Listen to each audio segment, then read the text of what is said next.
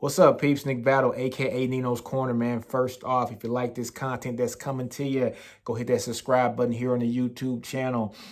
Give me a like and comment on all my videos. It helps out a lot, helps out immensely, man. Also, if you're not listening to this or seeing this on the YouTube and you're listening to this on the podcast, give me a like, a comment, 5-star review, the whole nine on any podcast streaming platform. Google Play, Apple Podcasts, Anchor, you name it. Do that for me. Now, today, guys, we're going to talk about the NIL, name, image, and likeness. All right. So let me just read this tweet that AD Cristel Conte, I'm going to start calling him OG Cristel Conte, put out there on Twitter, I think 2 days ago. So it says Governor Abbott has signed the state of Texas student athlete NIL, name, image, and likeness bill into law, and it's set to take effect on July 1st of this year. I want to reassure and remind Longhorn Nation that we are prepared and have been actively engaging our student athletes and staff for this new era of college athletics. With our leverage in all caps, with our leverage initiative, a part of the Forever Texas program, our student athletes have access to first-in-class resources and education on personal branding and brand management, business formation and entrepreneurship, opportunity management, and financial literacy. Just as we do things in training, developing, and preparing our student athletes for competitions, we're positioning them to handle this new opportunity and flourish off the field as well. At Texas, we say what starts here changes the world. And with this major step in the future of college athletics, we look forward to helping our student athletes continue to do just that. Signed, Cristel Conte, OG Cristel Conte, not AD, OG. Now, how do I feel about that? Man, I love it. I love it. I love it. I am always going to be in favor of the player, guys. I'm always going to be in favor of the players because the players bring a lot of money to this school. They just do. And I know a bunch of the old players when I was at school from 01 to 05. You name them. I was their RA in college.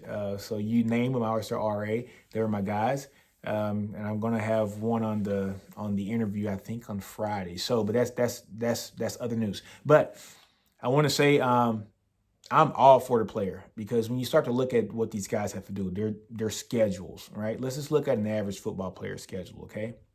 Remember when I was at Texas, these kids get up 5, 6 o'clock in the morning, have to go down to practice, let's say you practice for an hour, let's say 6 to 7. Or let's say, 6 to 7, let's say 7 to 8 practice, okay? 7 o'clock in the morning, 8 o'clock, all right? And then after practice, guys, what do you got?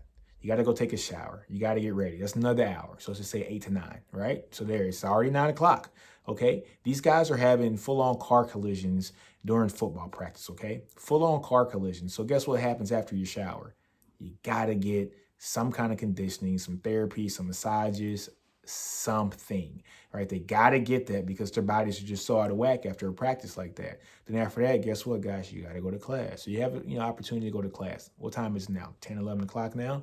So you have one class. You got to go get lunch. You're not a normal student athlete, right? Because you're dependent upon your body to get you through the day, and you have to play a game on Saturdays, So you got to have lunch. You go eat lunch. After lunch, guys, guess what you got to do? You probably got to do a second class. After that second class, what do you have to do? Film study. Because guess what? You got to play OU next weekend. So don't you want your players to film study, right? They got to film study, right? Then after film study, what do they got to do? They got to go lift some more weights, or they got to go to a second practice, or they got to do something. And these guys are, they're only allowed so many hours with their coaches each week. But you don't think these guys are going on their own, doing their own film study, practicing on their own? I remember when I was in school, Vince Young had 7-on-7 drills in the summer times all the time. I mean, all the time. I used to roommate with football players, right, in the summertime. And they used to have 7-on-7 drills. I used to have to drive some of these dudes up to these 7-on-7 practices at the field just so that they can get that extra work in. And so I know what kind of work went into these guys, man. It just is what it is. This is a full-time job. And what people don't want to realize is people want to say, hey, well, they get a free education. I didn't get a free education. Well, guess what? You don't run a 4.340 or 4.4. You're not 6'6", 275 pounds. I'm sorry. That's like me saying I'm not a model. Well, guess what? I'm not Tyra Banks. I'm not, what's the dude, Seal. I'm not Tyrese. I can't do it. I can't pull it off. I can't get mad because they get in the bag and I'm not. That's not my profession. Just like it's not your profession because you're not a football player. Those guys put a lot of blood, sweat, and tears. And guess what? A lot of money comes into these schools because of the football program and the basketball program. Like, just for instance, you guys remember the whole Isaac Texas fiasco, Tom Herman fiasco, not knowing if he was going to get fired or not. We had a bunch of donors saying that if stuff didn't happen right with the Isaac Texas fiasco, I don't care where you fall in the spectrum. I don't care what you believe with Isaac Texas. I don't care if you like it or don't like it. It doesn't bother me. But we had, donors. It was said that they were not going to, they were going to pull their funding away from the South End Zone project at Texas if this didn't get corrected or if Tom Herman wasn't gone. So if it's really about the student athlete and not just about the sport, then guess what? They should still donate to this. They should still send that money to get the South End Zone done. You want to know why? Because it's going to bring more money to the school. And with the more money to the school, it's going to help those student athletes. And not only help those student athletes, it's going to help the other students on campus, the other 99% of the folks that don't play sports on campus. So what I like about the NIL, I like that these players are going to be able to get some kind of compensation for their image, right? So just think of all the folks that come from these small towns.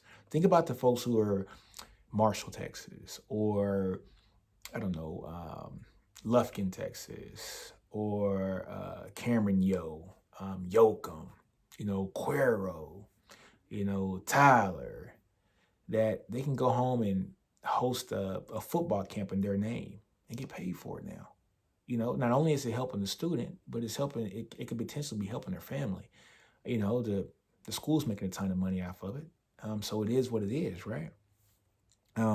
Yeah, so I'm really in favor of this. I think Texas is on the right side of history on this because they can do, Texas, we're in a certain position right now to where everybody knows most colleges are not in major cities. And Austin is the new biggest city. It is the city right now, right? So you have Austin, Texas. You have athletes here in Austin, Texas. They can, who knows? Tesla's here. What if Musk wants to make Bijan Robinson the face of Tesla, right? For a year, wants to put Bijan on a billboard for Tesla. Or what if, let's say some company in California wants to put Keontae Ingram on a poster for USC, right? So now it's not that these kids are just getting money. They're getting money because of who they are. People don't pay to come view people who aren't that successful. When the Texas program was down during the Charlie years and the first parts of the Herman years, attendance was down. It was, right? When Texas was booming, when we had Vince and Colt and Sid B and Jamal Charles, the Justin Blaylocks were here. We had Terrell Brown and Aaron Ross and Michael Huff and the Griffin twins were here and Derek Johnson. People paid to come to Texas games, sold out when the talent's there. So Texas is on the right side of history. You're able to get these kids to be able to make money off of their names, images, and likeness. And now they can lure more Texas talent to stay here in Texas, right? Stay here in Texas, especially in a big city like Austin where you don't got to travel. Let's say, for instance, if you're in, nothing against Waco, but it's not really anything in Waco for the most part. So if a kid wants to get, let's say, a billboard in Dallas or in Austin, you got to drive a couple hours away. When you're in a big city like Austin, when you're in a big city like Los Angeles, everything's right there. It's tailor-made for you. So this opens up the doors for Texas, for UT. And I think it's great. But like you guys said, hey, I'm going to be for the player. I'm always going to be for the player because everybody else is making money off the players. So let the players make money off themselves. I just watched a special think last week, in regards to this one player basically getting kicked off his team because he was monetizing a YouTube channel, right? He's monetizing a YouTube channel, and they kicked him off the team. They told him to make a decision: either stop getting your YouTube channel monetized or leave the team. And his pride was like, this is my YouTube channel. My roommate has a YouTube channel that's monetized, but I can't because I play football. I don't have a job. I can't get a job because I don't have time. I have to do practice. I got to do this, got to do that, got to do this, got to do that. So, hey, kudos to Texas. Kudos to the state of Texas for implementing this NIL, law. Kudos to Chris Del Conte, OG Del Conte, for the statement that he made, and kudos to them for having this leverage program that's going to teach these guys, since they are student athletes, right? It's going to teach these guys how to, be their own brand, get their own merchandise, become their own entrepreneur, and this could be something that they could use while they're at Texas or at any other school, but right at Texas specifically, and learn how to start a business, learn how to get things going, learn how to be their own brand, and use that to further themselves when they leave the university. Because we all know that 1% of the folks that are at the school end up, playing pro ball. So the other 99%, they got to fill in the gaps, and they got to do something. They got to be able to be a functioning person in society. And what people don't realize is that these football players have so much on their plates. I saw it firsthand. It's hard for them to have a major that is very extensive in studies. I can only name a few people that I went to school with, and I won't name their names here, but they're like, I know them. They have engineering degrees or some kind of STEM degree or something like that, or a business. I can name a few when I was at school from 01-05, because those guys just didn't have time. And the programs usually force you into certain programs so that you won't flunk. I mean, that's across the whole country. So on that note, guys, man, I'm just going to say that I am in favor for the NIL law and the legislature that just passed. And, props to Chris Del Conte for his statement on it. And I think that's it, guys. I think I'm good, man. Tell me, guys, what you think about the name, image, and likeness here at the University of Texas, what that's going to mean for the program. Tell me if you like it. Tell me if you don't like it. If you do and you don't, leave a comment and tell me why. But on that note, guys, man, I'm out, man. Nino's Corner, I'm out. Do you, like I always tell you guys, don't be afraid to fail. Outgrow your environment. Understand your brilliance, man. And salute, man. I'm out. Love you guys. Peace.